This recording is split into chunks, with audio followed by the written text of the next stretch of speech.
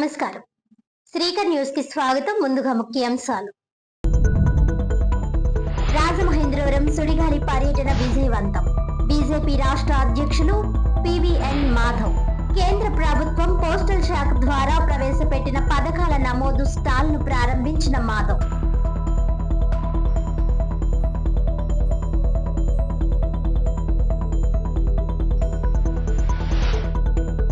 కూటమి ప్రభుత్వం 2 ఏళ్ల ప్రస్థానంపై నియోజకవర్గ స్థాయి సమావేశం.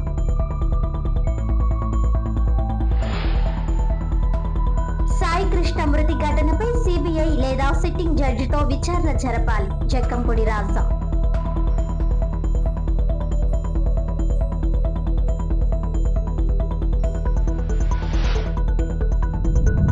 కేంద్ర పోస్టల్ శాఖ ఆధ్వర్యంలో ప్రవేశపెట్టిన వివిధ సంక్షేమ పథకాల నమోదు స్టాల్ ను రాజమహేంద్రవరంలో బీజేపీ రాష్ట్ర అధ్యక్షుడు పివిఎన్ మాధవ్ ఘనంగా ప్రారంభించారు.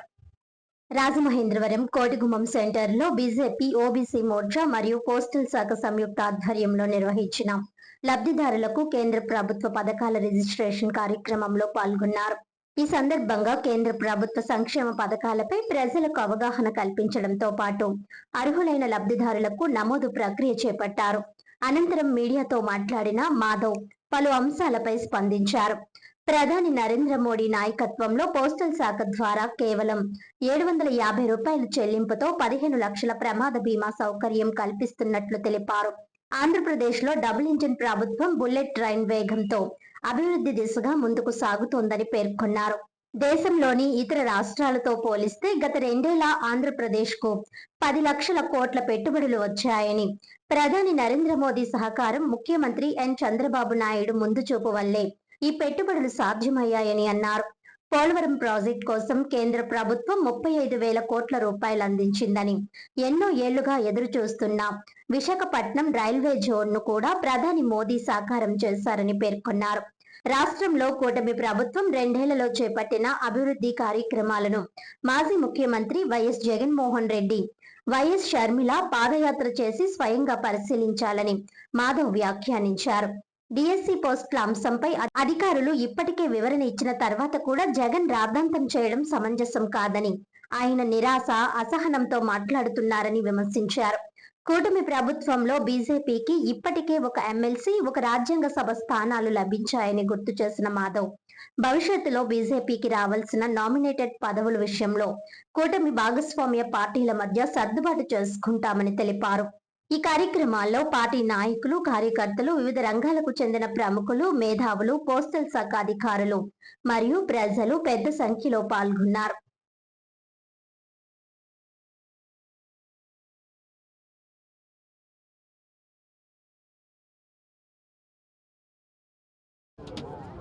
ఇవాళ జన కళ్యాణ శిబిరం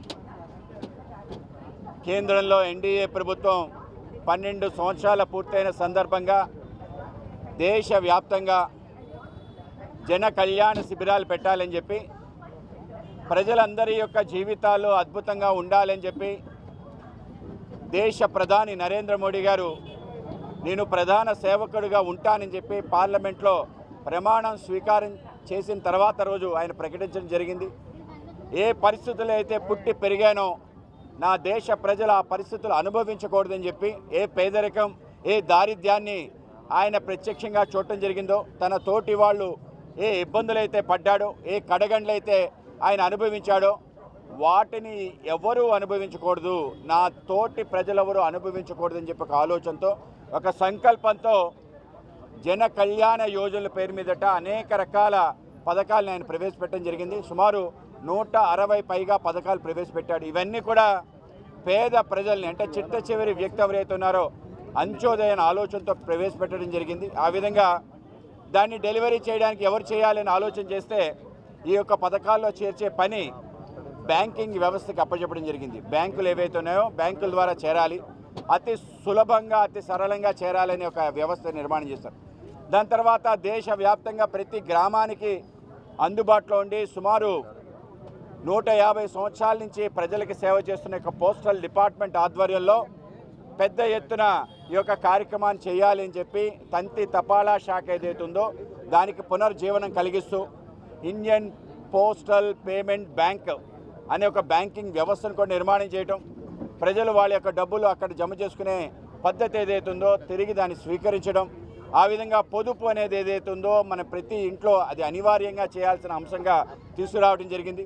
ఒక వ్యక్తి జీవితంలో ఏం కావాలి ఆ సౌకర్యాలన్నీ కల్పించాలని చెప్పి ప్రతి ఇంటికి మరుగుదొడ్డి, ప్రతి ఇంటికి ఏదైతే ఉజ్వల గ్యాస్ కనెక్షన్, ప్రతి ఇంటికి ఎల్ఈడి లైట్, ప్రతి ఇంటికి ట్యాప్ కనెక్షన్, అలాగే ప్రతి వాళ్ళకి సొంత ఇల్లు నెరవేరే విధంగా సొంత ఇల్లు నిర్మాణం, అలాగే వీటితో పాటు ప్రతి ఇంటికి ఆహార ధాన్యాలు ఇచ్చే ప్రధానమంత్రి గరీబ్ కళ్యాణ్ యోజనలో భాగంగా ప్రతి వ్యక్తికి 5 కేజీలు ఉచితంగా ఇవ్వటం, ఆ విధంగా అన్ని రకాల సౌకర్యాలతో పాటు వాళ్ళ యొక్క రక్షణ, వాళ్ళ యొక్క భద్రత ఈ రెండింటిని కూడా ప్రభుత్వమే పట్టించుకోవాలని చెప్పి ప్రపంచంలో ఏ ప్రభుత్వం చేయని విధంగా ఈ విధంగా భద్రత రక్షణ పథకాలు అతి చౌకగా, అంటే ప్రపంచంలో ఎవ్వరు కూడా ఊహించని విధంగా అతి చౌకగా, అంటే నెలకి రూపాయి కట్టగలిగితే 2 లక్షల రూపాయలు ప్రమాద బీమా ఇచ్చే విధంగా ప్రధానమంత్రి సురక్ష యోజన ప్రవేశపెట్టాడు. కేవలం 12 రూపాయలు, తర్వాత కాలంలో అది 24 రూపాయలు అయింది.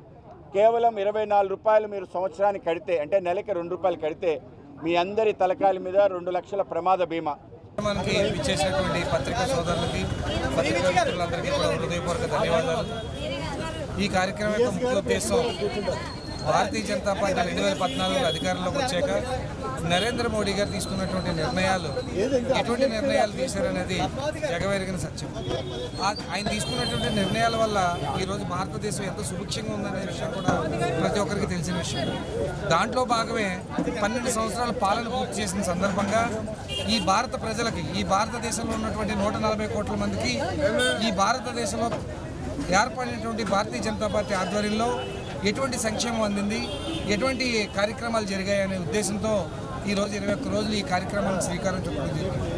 దాంట్లో భాగంగా కేంద్ర ప్రభుత్వం నుంచి వచ్చినటువంటి పథకాలు ప్రజలకు ఎంత చేరువుగా చేసే విధంగా ఏ రకమైన కార్యక్రమాలు చేశామనేది పోస్టల్ ఆఫీస్ ఆధ్వర్యంలో, ఓబీసీ మోర్చా ఆధ్వర్యంలో, మహిళా మోర్చా ఆధ్వర్యంలో ఈ కార్యక్రమానికి శ్రీకారం చుట్టడం జరిగింది. రాష్ట్రంలో కూటమి ప్రభుత్వం ఏర్పడి 2 ఏళ్లు పూర్తయిన సందర్భంగా రాజమహేంద్రవరం రూరల్ నియోజకవర్గ స్థాయి సమావేశం మోరంపూడి జంక్షన్ లోని శుభమస్తు ఫంక్షన్ హాల్లో ఘనంగా నిర్వహించారు.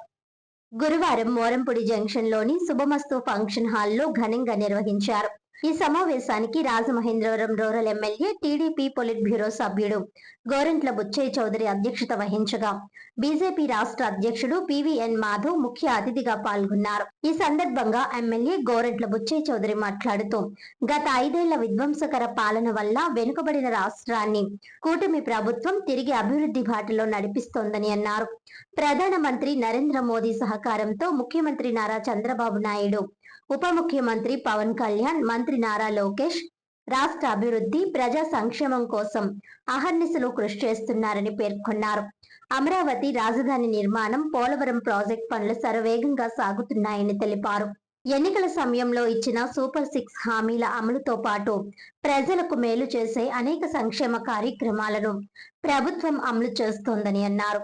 రాష్ట్ర ప్రజలు కూటమి ప్రభుత్వానికి మరింత మద్దతు ఇచ్చి మరో 15 సంవత్సరాలు ఆశీర్వదించాలని కోరారు.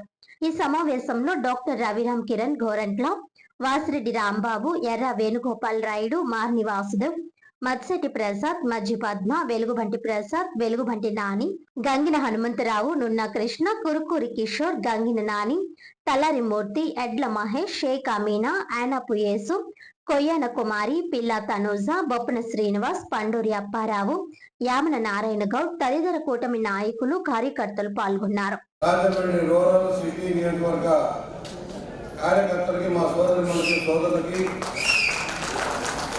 వేదిక నడిచిన పెద్దలకి, ఎన్డీఏ కూటమి నాయకులకి, దెబ్బతిన్న రాష్ట్రాన్ని బాగు చేయడం కోసం, వివిధ వాళ్ళకు నష్టపోయిన విధానాన్ని సరిచేసుకోవడం కోసం ఆర్గనైజేషన్ కష్టపడి ఒక దారిలో పెట్టారు. పోలవరాన్ని పట్టాలు ఎక్కించారు, అమరావతి నిర్మాణం ప్రారంభించారు, విశాఖపట్నం నిలబెట్టడం కోసం ప్రయత్నం చేశారు, రైల్వే జోన్ కోసం కృషి చేశారు, నీటి వనరుల పెంపుదల కోసం కృషి చేసిన విధానాలు మనం చూసాం. ముందులో జగన్మోహన్ రెడ్డి తప్పుడు ప్రచారాలు చేసి, గోబెల్స్ ప్రచారాలు చేసి ప్రజలు నమ్మించాడు. ఇది కూడా పని చేయలేదు. 100 హామీలు ఇస్తే 85 హామీలు చేయలేం, 15 హామీలు మాత్రం అమలు చేశాడు.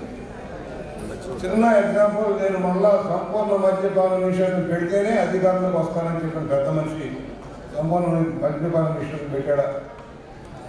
3,000 రూపాయలు పెన్షన్ ఇస్తానన్న పెద్ద మనిషి ఎందుకు 5 సంవత్సరాల పాటు ముక్కుతూ మునుగుతూ కొనసాగించాడని అడుగుతా ఉన్నాం. ఈరోజు కూటమి ప్రభుత్వం విధ్వంసం నుంచి వికాసం వైపు ఇప్పుడే సోదరులు రమణగారు చెప్పారు. ప్రజావేదిక, ఇలాంటి ప్రజావేదిక, ప్రజల సమస్యల వేదిక, ప్రజల సమస్యల పరిష్కారానికి వేదిక ఉన్న ప్రజావేదికలో మీటింగ్ పెట్టి రాత్రి చూపించిన ఘన చరిత్ర జగన్మోహన్ రెడ్డి. విధ్వంసమే ఆయన లక్ష్యం, ఫ్యాక్షన్ రాజకీయాలు ఆయన లక్ష్యం. అవినీతి అసమర్థతకు పెద్దపీట వేసి అయిన వాళ్ళకి పదవులన్నీ కట్టబెట్టి దోపిడీ చేసిన విధానం మనం చూసాం. ఇవాళ పార్టీ విధానంలోనే మొత్తంగానే చదివే వినిపిస్తారు, నేను చెప్పడం కాదు. ఇస్తూ 2024 ఎన్నికల్లో ప్రజలు ఇచ్చిన తీర్పుతో ఏర్పడిన కూటమి ప్రభుత్వం 2 ఏళ్ల పరిపాలన పూర్తి చేసుకుంది. సంక్షేమం, అభివృద్ధి, సుపరిపాలన ఇది ప్రజల ప్రభుత్వం, ప్రగతి ప్రభుత్వం అనే ముద్దతో ప్రజల నమ్మకాన్ని గెలిపించింది. సమాజానికి సంక్షేమం, భరోసా ఇస్తే భవిష్యత్తులో అభివృద్ధి బాటలు వేస్తుంది అనే సిద్ధాంతంతో ప్రజా ప్రభుత్వం ప్రతిరోజు పనిచేస్తుంది. అవునా కాదా? స్థానంలో 5 ఏళ్ళ అస్థిరత, ఏమీ తేడా, గ్రాంట్లు తేడా, అప్పులు మాత్రం చేశాడు. 10 లక్షల కోట్ల అప్పుల భారం మన ఎత్తిన చెడకోపంలాగా పెట్టిపోయాడు. అస్థిర సుస్థితున్న విధ్వంస స్థానంలో వికాసాన్ని, అశాంతి స్థానంలో ప్రశాంతం నెలకొల్పి నాటి ఎన్నికల ఫలితాలు ఒక ప్రభుత్వ మార్పు కాదు, రాష్ట్ర పునర్నిర్మాణకు నాణ్యాన్ని నిరూపించాయి. ప్రజాస్వామ్యంలో గొప్పతనం ఏంటంటే ప్రజలు అభిమానించగలరు, ఆదరించగలరు, అవసరమైతే తిట్టుకోగలరు. అదే జరిగింది. 5 సంవత్సరాల విధ్వంస పరిపాలనకి శరంవేసి సంక్షోభం నుంచి స్వర్ణంలోకి కలిగించే అవకాశం మీరు కల్పించారు. ఇవాళ రాష్ట్రం అంతా కల్పించింది. ఫలితంగానే ఇవాళ నూతన మార్పుతో ముందుకు జరుగుతున్నాం. రాష్ట్ర పునర్నామీ, తల్లికి వందనం నుంచి శ్రీశక్తి వరకు, అన్నదాత సుఖీభవనం, ఎన్టీఆర్ భరోసా వరకు, మహిళా సాధికారత నుంచి యువత ఉపాధి వరకు, రాజధాని అమరావతి నిర్మాణం నుంచి ప్రపంచ స్థాయి పెట్టుబడి ఆకర్షణ వరకు, పోలవరం నుంచి నదుల అనుసంధానం వరకు, గుడ్ గవర్నెన్స్ నుంచి గ్రీన్ ఎనర్జీ వరకు ప్రతి రంగంలోనూ ప్రతి పౌరుడు కల్పించే పురోగతి సాధించింది. ప్రతి పథకం వెనుక ఒక కుటుంబం ఆశ ఉంది, ప్రతి నిర్ణయం వెనుక ఒక ప్రజా ప్రయోజనం ఉంది, ప్రతి విజయం వెనుక 1,50 లక్షల కుటుంబాల ఆకాంక్షలు ఉన్నాయి.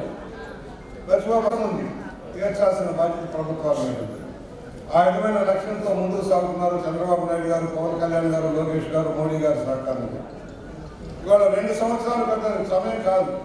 ఎటువంటి సంక్షేమం చేసాం, ఎటువంటి అభివృద్ధి చేసామని చాలామంది వక్తలు ఇప్పటికే చెప్పి ఉన్నారు.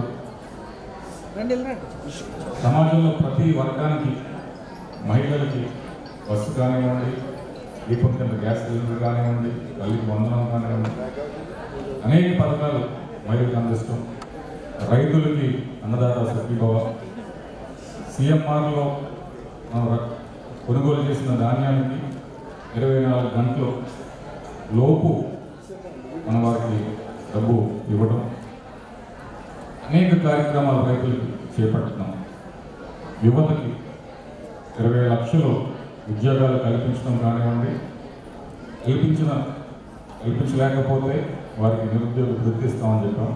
ఇందాక భక్తులు జనసేన వారు ఒక చిన్న సవరణ దానికి గడిచిన 2 సంవత్సరాల్లో మన రాష్ట్రానికి పెట్టుబడులు పెడతామని చెప్పేసి ముందుకు వచ్చిన వారు ఎన్ని ఉద్యోగాలు కమిట్ చేశారంటే 26 లక్షలు. అంటే ఈ పెట్టుబడులన్నీ ఎట్టి గ్రౌండ్ అయితే మన రాష్ట్రంలో ఇప్పటికే 26 లక్షల కొత్త ఉద్యోగాలు అందుబాటులోకి రాబోతున్నాయి.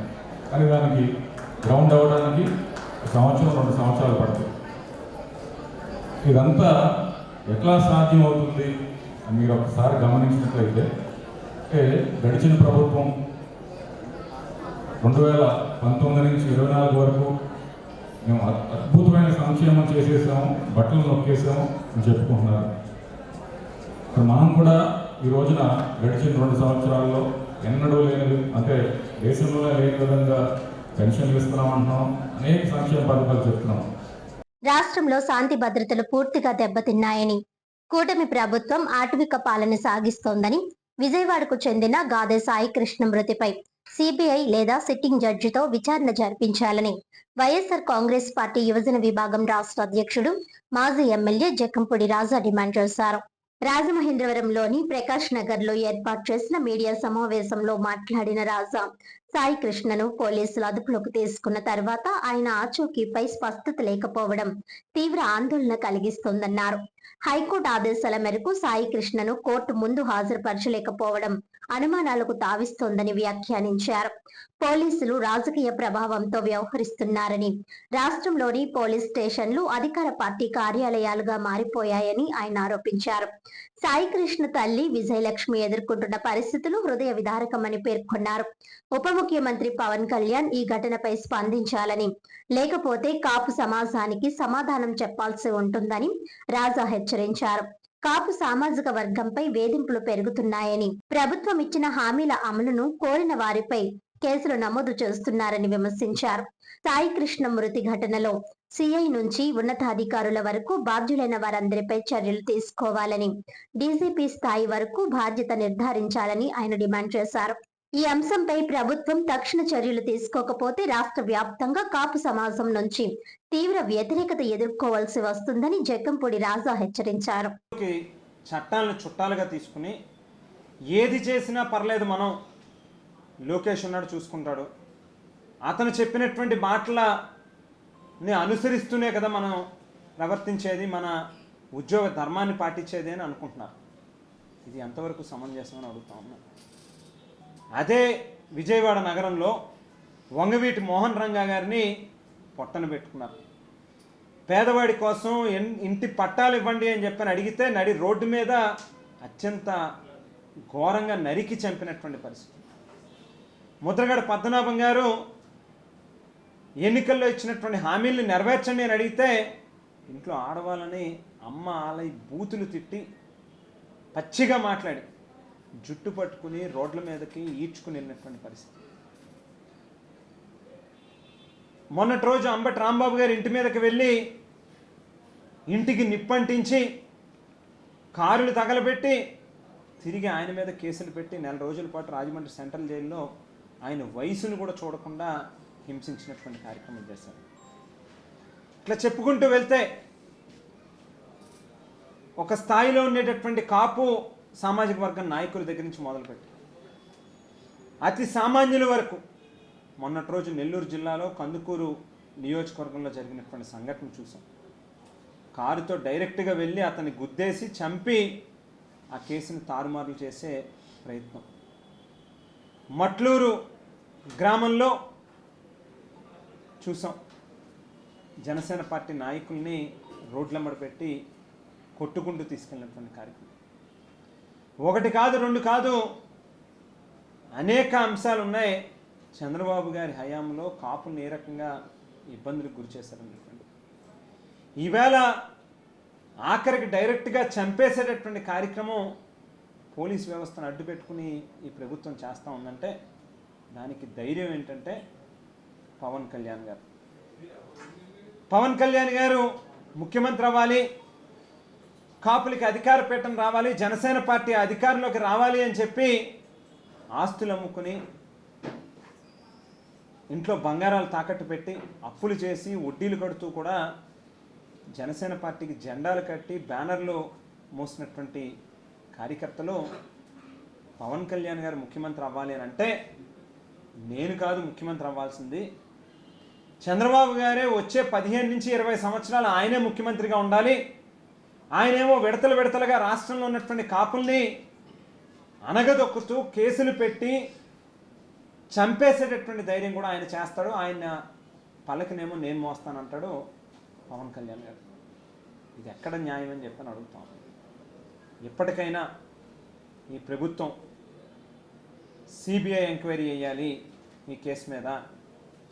మీరేదో కంటి తుడుపు చర్య కింద రాష్ట్ర పోలీస్ శాఖలో ఉన్నటువంటి అధికారులనే ఎంక్వైరీ ఆఫీసర్లుగా వేసి ఏదో పుష్కరాల్లో 29 మంది ప్రాణాలను పొట్టన పెట్టుకున్నటువంటి చంద్రబాబు గారు ఒక ఎంక్వైరీ కమిషన్ పేరిట ఊరికినే వేసి ఏదో ఎవరు లేదు, ఎవరు తప్పు లేదు, వచ్చినటువంటి వాళ్ళే వాళ్ళు చచ్చిపోవడం కోసమే పుష్కరాలకు వచ్చారన్నట్టుగా మీరు క్రియేట్ చేసినటువంటి విధానంలోనే ఈవేళ ఈ కేసును కూడా చేయబోతా ఉన్నారు. దేశవ్యాప్తంగా నరేంద్ర మోదీ, అమిత్ షా రాజకీయ దురుద్దేశ్యంతో క్రిస్టియన్ మైనార్టీ, ముస్లింల ఓట్లు తొలగించాలని ప్రత్యేక సమగ్ర సవరణ చేపట్టిందని Congress Rajamahendravaram parliament coordinator TK Vishweshwar Reddy ఆగ్రహం వ్యక్తం చేశారు. స్థానిక మున్సిపల్ కాలనీలో ఉన్న కాంగ్రెస్ పార్టీ కార్యాలయంలో గురువారం జిల్లాలోని అసెంబ్లీ కోఆర్డినేటర్లు ఎస్ఐఆర్ ప్రక్రియపై అవగాహన కార్యక్రమాన్ని నిర్వహించారు.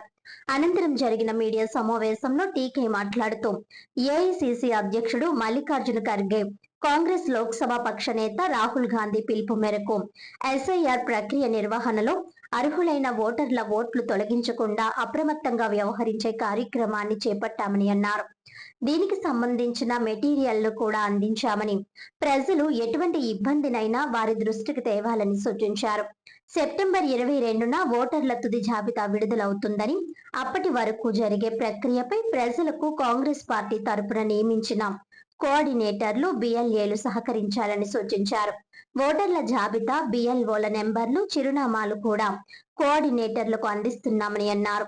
ఓటర్లు వారి వద్దకు వెళ్లి తమ ఓట్లు పరిశీలించుకోవాలని, మరణించిన వారిని తొలగించడం, కొత్త ఓటర్లను చేర్పించడానికి కూడా సహకారం అందిస్తామని అన్నారు. అర్బన్ జిల్లా అధ్యక్షుడు బాలేపల్లి మురళీధర్ మాట్లాడుతూ బీజేపీ ఓటు చోరీ, సీటు చోరీ వరకు అన్ని అక్రమాలు చేస్తోందని ఆరోపించారు. పశ్చిమ బెంగాల్, బీహార్, తెలంగాణ సహా పలు రాష్ట్రాల్లో లక్షలాది ఓట్లను అక్రమంగా తొలగించారని అన్నారు. బీజేపీ ఎల్లకాలం తామే అధికారంలో ఉండాలన్న కుట్రతో ఎన్నికల కమిషన్ ను అడ్డు పెట్టుకుని అక్రమాలు చేస్తోందని ఆగ్రహం వ్యక్తం చేశారు. బిఎల్ఓలతో కోఆర్డినేటర్లు, బిఎల్ఏలు అనుసంధానమై ఈ సర్ ప్రక్రియలో భాగస్వాములు కావాలని కోరారు. ప్రజలు తమ ఓట్లను జాగ్రత్తగా కాపాడుకోవాలని, ఇండియా కూటమి పార్టీలు కూడా కలిసి రావాలని కోరారు. కార్యక్రమంలో కాంగ్రెస్ కోఆర్డినేటర్లు మార్టిన్ లోథర్, మేడవరపు భద్రం దొర, యేసు, తడాల కొండరాజు, పార్టీ నాయకులు ఆకుల సూర్య భాగ్యలక్ష్మి, చిన్న మురళీకృష్ణ, సింథియా రాణి, బర్రె సుబ్రహ్మణ్యం తదితరులు పాల్గొన్నారు. పాలనను సుస్థిరం చేసుకోవాలనే ఆలోచనతో వారు ముందుకెళ్తున్నారు. అందులో ఒక కుట్రలో భాగమే ఈ సరని కూడా మేము ఈ సందర్భంగా మీకు చెప్తూ ఉన్నాం. ఎందుకొరకంటే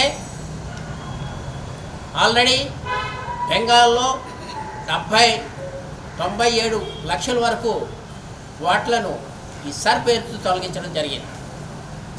అక్కడ గతంలో ఉన్నటువంటి మమతా ప్రభుత్వాన్ని దించివేయడం జరిగింది. అలాగే బీహార్లో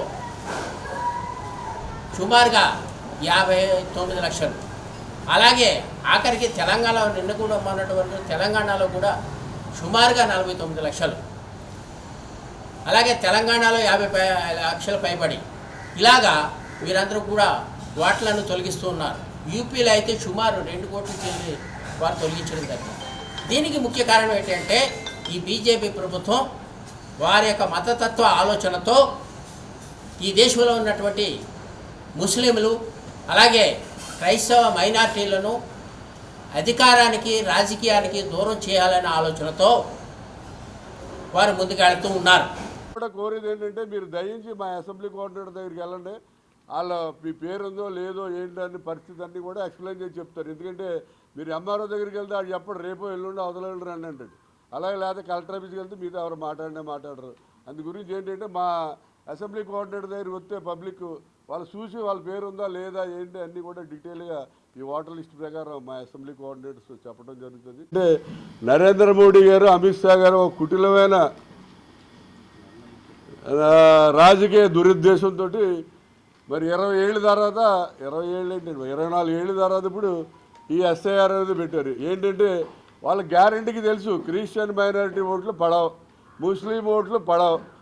అందు గురించి ఆ ఓట్లు ఈ ఓట్లు తీసేయండి అని చెప్పి ఇన్స్ట్రక్షన్స్ ఇచ్చి ఎలక్షన్ కమిషన్ ద్వారా ఈ ప్రాసెస్ అంతా చేస్తున్నారు. ఆల్రెడీ మనం చూసాం, బెంగాల్లో 97 లక్షల ఓట్లు తీశారు, అలాగే బీహార్లో 57 లక్షలు తీశారు. ఎక్కడికక్కడ ఓట్లు తొలగింపు చర్యలోనే భాగంగానే జరుగుతుంది. కాబట్టి ఓటర్స్ అందరూ కూడా అప్రమత్తంగా ఉండండి. ముఖ్యంగా ముస్లిం మైనారిటీస్ కానీ, క్రిస్టియన్ మైనారిటీస్ కానీ, దళిత క్రిస్టియన్లు వాళ్ళు అప్రమత్తంగా ఉండకపోతే వాళ్ళ ఓట్లు పోతాయి. మీకు ఎట్టైనా అనుమానం వస్తే మా అసెంబ్లీ కోఆర్డినేటర్ దగ్గరికి వచ్చి వెరిఫై చేసుకోండి. మీకు అన్యాయం జరిగితే మీ ఓటు మళ్ళీ చేర్పించే బాధ్యత మేము తీసుకుంటాం. అవసరమైతే కలెక్టర్తో కానీ ఎలక్షన్ కమిషన్తో కానీ పోరాడి మీ ఓట్లు జాయిన్ చేస్తామని కూడా అందరికీ కూడా చెప్తున్నాం. మాజీ ఎమ్మెల్యే వైఎస్ఆర్ కాంగ్రెస్ పార్టీ సిజెసి సభ్యులు రౌతు సూర్యప్రకాష్ రావు జన్మదిన వేడుకలు అభిమానులు, పార్టీ నాయకులు, కార్యకర్తల నడుమ ఘనంగా నిర్వహించారు. గురువారం ఉదయం వారి నివాసంలో ఆయన అందుబాటులో ఉండడంతో రాజమండ్రి సిటీ, రూరల్, రాజనగరం, ఇతర ప్రాంతాల నుండి వైఎస్ఆర్ కాంగ్రెస్ పార్టీ నాయకులు, అభిమానులు, కార్యకర్తలు, అధికారులు, అనధికారులు, నగర ప్రముఖులు విచ్చేసి ఆయనకు శుభాకాంక్షలు తెలిపారు. ఈ సందర్భంగా శాలువాలు కప్పి పూల బొకేలు అందించి ఆనందంతో జన్మదిన శుభాకాంక్షలు తెలియజేసి రాబోయే భవిష్యత్తులో ఉన్నతమైన పదవుల్లో ఉండాలని ఆకాంక్షించారు. అభిమానులు, పార్టీ శ్రేణులు పోటెత్తడంతో రౌతు నివాసం కలకల్లాడింది. ఆనం కళా కేంద్రం ప్రాంగణంలోని శ్రీ వెంకటేశ్వర ఆలయంలోని వేద పండితులు రౌతు సూర్యప్రకాష్ రావుకు ఆశీర్వచనాలు అందించారు. రాజమండ్రి నగర అభివృద్ధి ప్రదాత రౌతు వర్ధిల్లాలంటూ పార్టీ శ్రేణులు ఆనందంతో జేజేలు పలికారు. మాజీ పార్లమెంట్ సభ్యులు, వైఎస్ఆర్ కాంగ్రెస్ పార్టీ జాతీయ అధికార ప్రతినిధి మార్గని భరత్రాం, తూర్పు కాపు సంఘం నాయకులు మధ్య అప్పారావు, ఛాంబర్ ఆఫ్ కామర్స్ మాజీ అధ్యక్షులు అశోక్ కుమార్ జైన్, క్రెడై నాయకులు Buddiga Srinivas, Aryapuram cooperative urban bank vice chairman Ayyala Gopi, మాజీ కార్పొరేటర్లు పోలసనపల్లి హనుమంతరావు, వాగచర్ల కృష్ణ, నీలపాల తమ్మారావు, ఆర్వ సురేష్ కుమార్, 15వ వార్డు ఇన్ఛార్జ్ పంపన శ్రీనివాస్, మింది నాగేంద్ర, మంచల బాబ్జీ, ఇసుకపల్లి శ్రీనివాస్, రాష్ట్ర తెనుగుల కార్పొరేషన్ మాజీ చైర్మన్ సంకిస భవానీ ప్రియ, పెదిరెడ్ల శ్రీనివాస్, మధ్య అప్పారావు, చవ్వాకుల సుబ్రహ్మణ్యం, మార్తి నాగేశ్వరరావు, నండూరి సుబ్బారావు, లద్దిక మల్లేష్, మెట్ల యేసుపాదం, మార్తి లక్ష్మి, కంది రాఘవ, నీలం గణపతి, డబ్బింగ్ రమేష్, పెంకే సురేష్, రాజమౌళి, కరీం ఖాన్, అమానుల్లా బేగ్, కంటిపొడి పాపారావు చౌదరి, ముత్యాల పెదబాబు, బిల్డర్ చిన్న, అందనపల్లి సత్యనారాయణ, డాల్ఫిన్ నాగు, కాటం రజనీకాంత్, కుడాల జాన్సన్, గుదే రఘు నరేష్,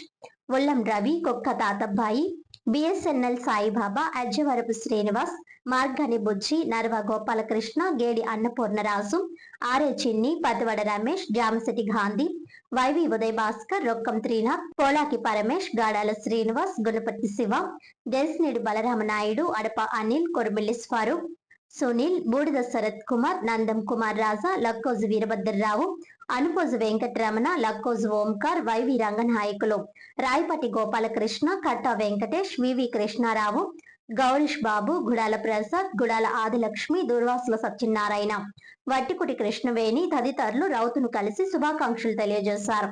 ఈ సందర్భంగా ఆయన మాట్లాడుతూ తాను ఎమ్మెల్యేగా పనిచేసి పుష్కర కాలం దాటిందని, అయినప్పటికీ ఎంతో అభిమానంతో తన నివాసానికి వచ్చి శుభాకాంక్షలు తెలియజేయడం పూర్వజన్మ సుకృతంగా భావిస్తున్నట్లు ఆయన తెలిపారు. ప్రజలు 2 పర్యాయాలు అవకాశం కల్పించారని, దానికి తగినట్టుగా రాజమండ్రిలో ఎన్నో అభివృద్ధి కార్యక్రమాలు తాను చేపట్టినట్లు ఆయన తెలిపారు.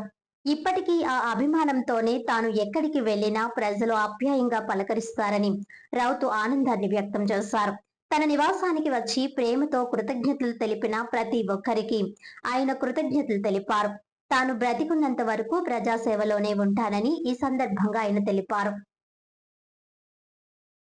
దినోత్సవాన్ని పురస్కరించుకొని ఇంతమంది అభిమానులు నన్ను ఆశీర్వదించడానికి ఇచ్చేశారనంటే అది నా పూర్వజన్మ సుకృతంగా భావిస్తున్నాను.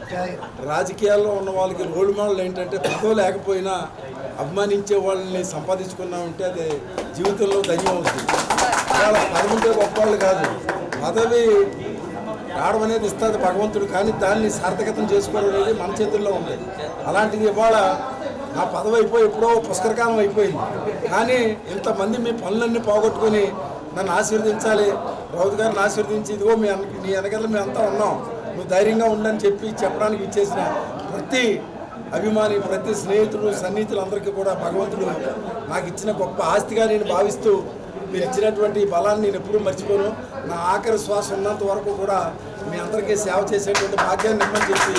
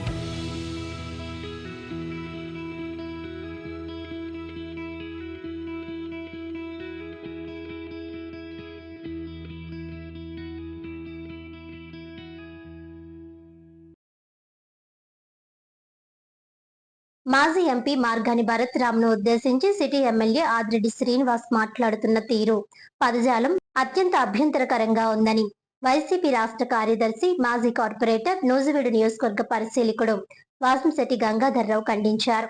స్థానిక కంబాల చెరువు మెగా ఫంక్షన్ హాల్లో గురువారం నిర్వహించిన మీడియా సమావేశంలో ఆయన మాట్లాడుతూ మాజీ ఎంపీని ఏకవచనంతో సంబోధించడం, అవమానకర హావభావాలతో మాట్లాడడం రాజకీయ సంస్కృతికి విరుద్ధమని అన్నారు.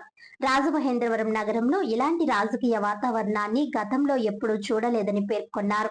Morampudi flyover, VL Puram multipurpose stadium, విమానాశ్రయం, రైల్వే స్టేషన్ అభివృద్ధి, రివర్ ఫ్రంట్, బీసీ భవన్ వంటి ప్రాజెక్టులకు అవసరమైన నిధులను మార్గాని భరత్రాం కేంద్ర ప్రభుత్వ సహకారంతో తీసుకువచ్చారని తెలిపారు. ఆ నిధులతో చేపట్టాల్సిన పనులను పూర్తి చేయకుండా వైసీపీపై నిందలు మోపడం సరికాదన్నారు. ఎమ్మెల్యేగా బాధ్యతలు చేపట్టిన తర్వాత నగరానికి ఏ అభివృద్ధి పనులు, ఏ నిధులు తీసుకువచ్చారో శ్వేతపత్రం విడుదల చేయాలని ఆదిరెడ్డి శ్రీనివాస్ కు సవాల్ విసిరారు. తాము కూడా అదే తరహా భాషను ఉపయోగించగలమని, అయితే వైసీపీకి అలాంటి సంస్కృతి లేదని చెప్పారు. వెన్నుపోటుకు 2 ఏళ్లు కార్యక్రమం సందర్భంగా భారీ సంఖ్యలో పోలీసులను మోహరించి ఉద్రిక్త పరిస్థితులు సృష్టించారని ఆరోపించారు. నగరంలో ఎక్కడ ఏ ఘటన జరిగినా వైసీపీ నాయకులపైనే నిందలు వేస్తూ ప్రజలను తప్పుదోవ పట్టించే ప్రయత్నం జరుగుతోందని విమర్శించారు. తనపై ఉన్న కేసుల విషయంలో ఇతరులపై విమర్శలు చేసే ముందు తనపై నమోదైన కేసుల పరిష్కారం ఎందుకు ఆలస్యమవుతుందో ఎమ్మెల్యే సమాధానం చెప్పాలని గంగాధర్రావు డిమాండ్ చేశారు. కేంద్ర రాష్ట్ర స్థాయిలో రాజకీయ మద్దతు ఉన్నప్పటికీ కేసుల వ్యవహారం ఎందుకు ముందుకు సాగడం లేదని ప్రశ్నించారు. మార్గాని భరత్రాం తీసుకువచ్చిన నిధులతో చేపడుతున్న అభివృద్ధి పనులను తమ ఘనతగా ప్రచారం చేసుకోవడం తగదని పేర్కొంటూ ప్రజా ప్రతినిధులు మాట్లాడే భాష, వ్యవహార శైలిలో మార్పు రావాలని సూచించారు. అలాగే ఎమ్మెల్సీ సోము వీరాస్ కూడా ఇలాంటి పదజాలాన్ని ఉపయోగించడం సరికాదన్నారు. ఈ సందర్భంగా మైనార్టీ సెల్ నాయకుడు ఎండి అమీర్ పాషా మాట్లాడుతూ కంబాల చెరువు పార్కులో చెత్త సమస్యను పరిష్కరించకుండా నిర్లక్ష్యం చేస్తున్నారని ఆరోపించారు. వైసీపీ హయాంలో ప్రజలకు ఆహ్లాదకర వాతావరణాన్ని కల్పించేలా పార్కును అభివృద్ధి చేశారని, ప్రస్తుతం సమస్యలను వెంటనే పరిష్కరించాలని డిమాండ్ చేశారు. ఈ సమావేశంలో సప్ప ఆదినారాయణ, నల్లిమిల్లి సత్యనారాయణ రెడ్డి, బిల్డర్ చిన్న, రొక్కం త్రినాథ్, రేగుళ్ల నాని, దాది గౌరీ శంకర్, రొక్కం వంశీ తదితర వైసీపీ నాయకులు పాల్గొన్నారు. పగలగొట్టే శిలాఫలకాలను పగలగొట్టేయడం, రోడ్ల మీద ప్యాచ్ వర్క్స్ చేసుకుంటాం, ఇదే మీరు చేస్తున్నది. ఈ రోజు వరకు ఏదైతే ఇవాళ పుష్కరాలు వస్తున్నాయో ఆ పుష్కరాలకు సంబంధించినటువంటి గ్రాంట్స్ని ఎక్కడ తీసుకొచ్చి పెట్టారో చెప్పండి ఒకసారి. ఎంత శాంక్షన్ అయిందో చెప్పండి ఒకసారి. చాలా అడౌట్ చేస్తారు కదా. నిన్న మొన్న రాజమండ్రి అంతా కూడా కల్తీ ఇదైపోయింది. ఏది దీనికి పేపర్ మిల్కి సంబంధించినటువంటి దీని మీద కూడా చాలా పెద్ద ఎత్తున మన పవన్ కళ్యాణ్ చెప్తానండి చాలా క్లియర్గా. ఆ రోజున పేపర్ మిల్కి లగూన్స్ ఇచ్చినది అప్పుడు తెలుగుదేశం పార్టీ. ఆ రోజు ఇచ్చినటువంటి లగూన్స్ మీ వల్లే. ఈ తెలుగుదేశం పార్టీ ఇచ్చినటువంటి లగూన్స్ మీరు ఆ పేపర్ మిల్కి వాళ్ళ యొక్క వ్యర్థాలన్నీ కూడా ఆ లగూన్స్లోకి వెళ్ళేటట్లు, ఆ లగూన్స్ నుంచి గోదావరిలోకి వెళ్ళేటట్టు చేసేటువంటి దీన్ని అనుమతించింది మీరు. మేము మర్చిపోలా. మేము అన్నీ ఒక్కో 1 by 1 అన్నీ చెప్తూ ఉంటాం. మీరు ఎక్కడ మర్చిపోలేదండి. బుచ్చే చౌదరి గారి హయాంలోనే జరిగింది అది. ఇవాళ మీరు మళ్ళీ దీన్ని దాని మీద మళ్ళీ ఏదో మాట్లాడతారు. ఇవన్నీ పక్కన పెడితే 50 మంది వచ్చేసారు, లేకపోతే ఈ రోజున 50, దానికి దీనికి ఉన్న డిఫరెన్స్ని చెప్పాం. ఆ రోజున మీకు ఉన్నటువంటి ఏదైతే కేసు ఉందో ఆ కేసు మీద మీ ఇంటికి రావడం, ప్రవేశించడం, ఉన్నారా లేదని కనుక్కోవడం, వెళ్ళిపోవడం జరిగిపోయింది చీట్ ఫండ్కి సంబంధించినటువంటి ఇష్యూలో. అలాగే మరి మొన్న జరిగినటువంటి కోటకమ్మ దగ్గర జరిగినటువంటి ఇష్యూలో 175 నియోజకవర్గాల్లో రాజమండ్రి నియోజకవర్గానికి ఇన్ని వందల మందిని పోలీసులను పెట్టి చేయించింది మీరు కదా. ఎందుకు దానికి దీనికి ఇచ్చేస్తే మీరు కక్షపూరితమైన రాజకీయం చేయాలని ప్రయత్నిస్తున్నారు కాదు, చేస్తున్నారు. ఎవరు కొట్టుకున్నా అది వైసీపీకి ఉండాలి, ఎవరు తన్నుకున్నా వైసీపీకి ఉండాలి, ఎవరు ఎక్కడికి వెళ్ళిపోయినా వైసీపీ. ముద్ర వేసేసి మీరు చేసినంత మాత్రాన్ని ఏమీ ఇదైపోతుంది. వాళ్ళ ప్రెస్ మీట్ పెట్టేసి మీరు చెప్పినంత మాత్రాన్ని నమ్మే పరిస్థితుల్లో రాజమండ్రి ప్రజలు లేరు. వాస్తవాలు చూపించి, ఇవన్నీ కూడా దాఖలాలు చూపించి, ఈ దస్త్రాలు చూపించి, ఇగో నేను ఇవాళ ఇది చేశాను, ఈ రోడ్లు నేను వైనింగ్ చేశాను, ఇది కట్టాను, ఇది చేశానని చెప్పి మార్గాని భరత్రామ్ గారు చెప్తుంటే అందరూ ఇవాళ చూస్తున్నారు. రాజమండ్రి వచ్చి చూసి దాని మీద స్పందిస్తున్నారు. ఇవాళ ఇవన్నీ కూడా డెవలప్మెంట్స్లో ఉన్నాయి. కానీ ఆ రోజునే పగలు కొట్టేశారు. తీసుకొచ్చి అక్కడ శాంక్షన్ చేసినటువంటి పరిస్థితిని కాకుండా వేరే ఎలుగెత్తి పెద్ద పెద్ద అయిపోతుంది. ఇది వాస్తవం కదా. దీనికి సమాధానం చెప్పే పరిస్థితిలో మీరున్నారా? మరి చాలా సీనియర్ నాయకుడు, చాలా పెద్ద మనిషి అని చెప్పుకునేటువంటి పరిస్థితి ఉంటే ఇవాళ ఆయన మాట్లాడిన మాటలు చూస్తే గంగబెర్రలు ఎత్తుకొచ్చింది. సంబంధం లేని మాటలు. ఇదంతా మేమే చేసాం, మేమే చెందాం, బీజేపీ ప్రభుత్వం మాకు గ్రాంట్ ఇచ్చింది, లేకపోతే చేశారు. ఇంతవరకు బాగానే ఉంది. అక్కడ కూడా ఇన్ని ఏకవచనంతో మాట్లాడటం ఎంతవరకు సమంజసం సోమవీర్రాజు గారు? ఇవాళ మీరు ఒక గౌరవప్రదంగా ఒక ఎమ్మెల్సీ చేశారు, మళ్ళీ రెండోసారి ఎమ్మెల్సీ చేశారు. మధ్యలో మీరు మాట్లాడిన మాట తీరైతే బాగోలా. అసలు ఎందుకు మీరు ఇలా పరకాయ ప్రవేశాలు ఎందుకు చేస్తున్నారు? మీరు వాస్తవాలు మాట్లాడుకుందాం రండి. రికార్డెడ్గా మేము చూపించడానికి సిద్ధంగా ఉన్నాం. రైట్. పార్క్ ఇవ్వడం ఎలాగైపోయింది చెత్తా చెదారం నేను ముందుగానే చెప్తా ఉన్నా. దాని మీద డబ్బు పెట్టడం, దాని మీద డబ్బుని పెట్టి దాన్ని డెవలప్ చేయడం అన్నది ఒక వేస్ట్గా అంటే వ్యర్థ ప్రయాసంగా మాట్లాడారు సార్. ప్రతి పని వ్యర్థ ప్రయాసం ఏమీ కాదు. ఒక తరం తర్వాత మరొక తరం మార్చాలి అనే సిద్ధాంతంలో నడవడంలోనే డెవలప్మెంట్ అంటారు. ఈ గంపల చెరువు యొక్క చరిత్ర రాజమండ్రిలో ప్రతి వ్యక్తికి తెలిసిందే.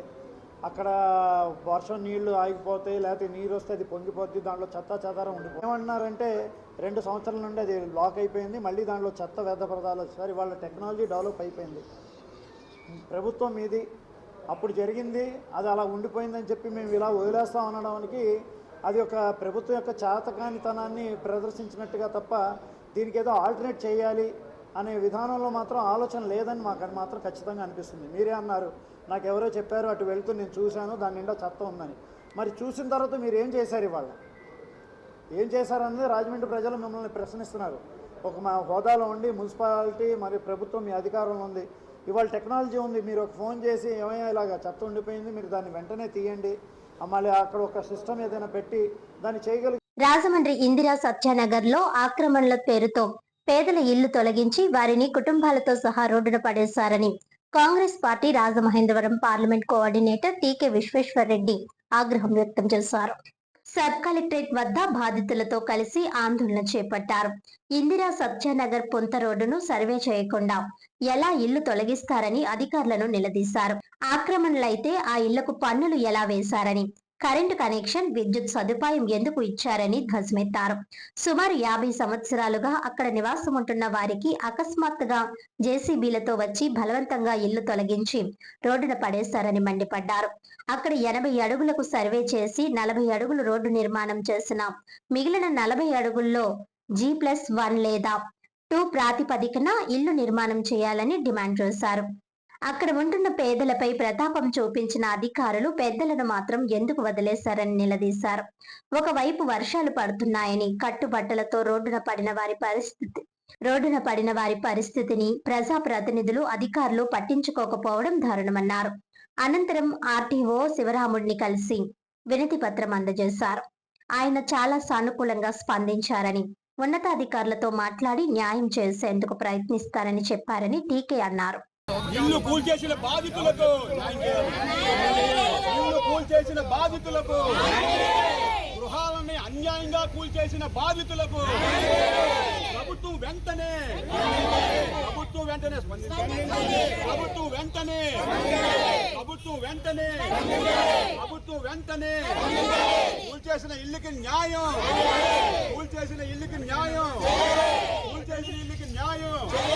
పేద ప్రజలు బడుగు వర్గాలకు న్యాయం చేయాలి. బడుగు వర్గాలకు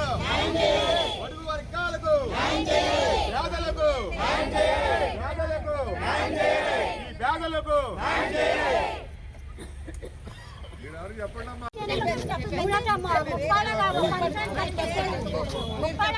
కట్టుకొచ్చాక 4 తరాలు నేను వస్తున్నాయండి. ఇలాంటి ముసలికి మా ఇల్లు ఇవ్వాలంటే భయపడుతున్నాయి. ఎవరు కూడా చెప్తారండి ఆ ఇల్లు ఇది ఒక ఇల్లు ఇచ్చినా కానీ చేస్తుందని నేను బతుకుతున్నానండి. తెలిసిన ఎవరు కట్టుకోగలమని నా పిల్లలు నేను పోషిస్తారండి. ఎవరు బతకాలో బతుకుతున్నారండి. నేను వచ్చిన తర్వాత పుంతలోకి వచ్చి జనాలు పోగాడారు. పీనుగులని పుట్టలో పెద్ద హాస్పిటల్లో పీనుగులు అంతా నా పిల్లల మీద మోసుకెళ్ళేవారండి. దీపాలు కానీ దోపాలు లేకుండా కిరసనాల దీపాలతో నేను బతికి నా పిల్లలు 2 పిల్లల్ని తీసుకుని పొంతలోకి వెళ్ళాను. పొంతలో వేస్తే ఇక్కడికి వచ్చిన పొంతలో పిల్లలు పొంతలో పడుకున్నట్టు నా పిల్లల నుంచి పీనుకుని మోసుకెళ్ళేవారండి.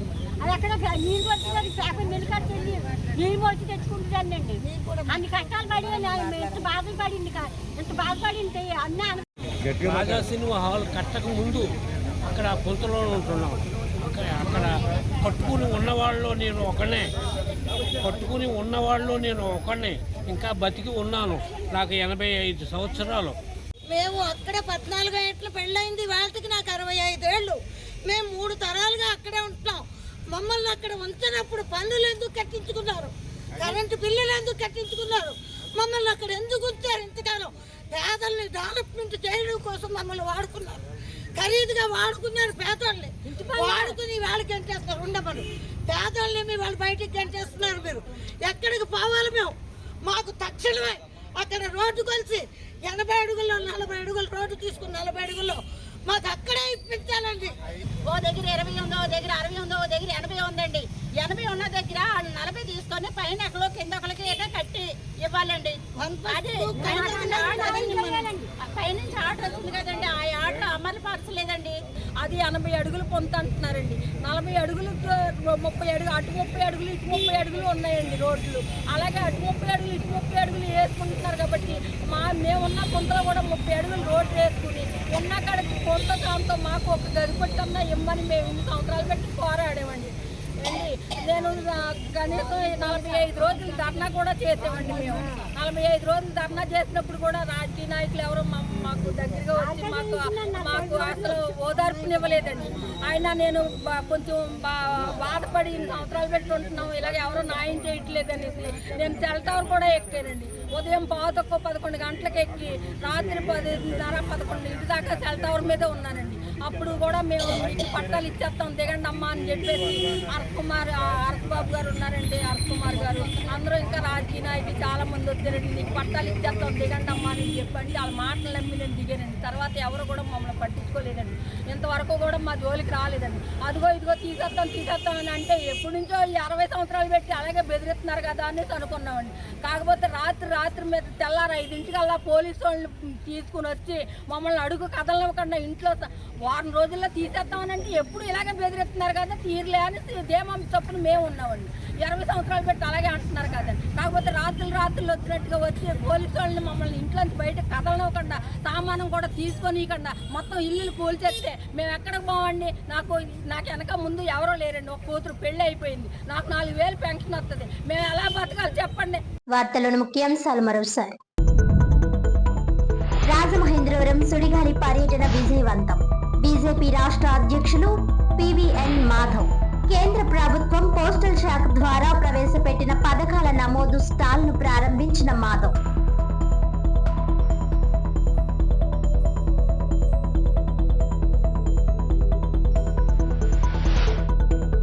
కూటమి ప్రభుత్వం 2 ఏళ్ల ప్రస్థానంపై నియోజకవర్గ స్థాయి సమావేశం.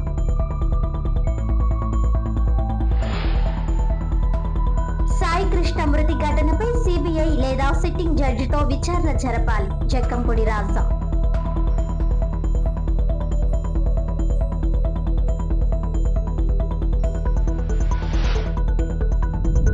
ఈనాటి వార్తలు ఇంతటితో సమాప్తం. తిరిగి వచ్చే బులెటిన్ లో మళ్ళీ కలుద్దాం. అంతవరకు సెలవు. నమస్కారం.